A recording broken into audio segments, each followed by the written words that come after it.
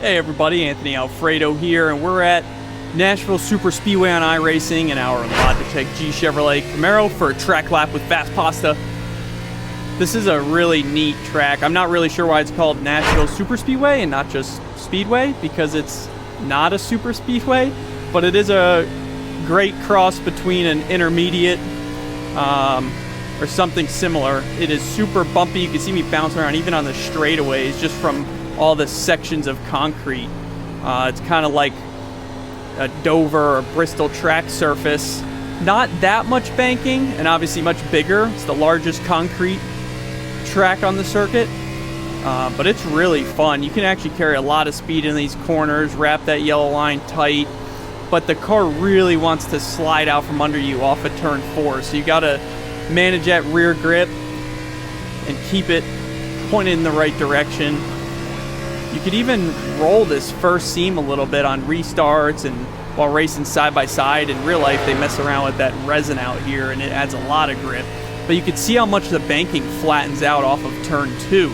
So you really want to get your car pointed and get a nice run down the straightaway. A little bit more banking in 3 and 4, and it wraps around the backside of the exit a little bit more. So you can try to set that up better. Of course, it's one of those places you can cut the tri-oval, especially on your Q lap. It is a pretty big transition though, so you're going to want to stay up on the racing surface for the most part. But you can kind of throttle up early and just let the car run out, because there's a lot of time to be had there. You know, most tracks you want to come off low and straight, and I think if your car's turning well enough, that is ideal. But I think you're just giving up free time by waiting on it, because the exit really opens up off of turn 2.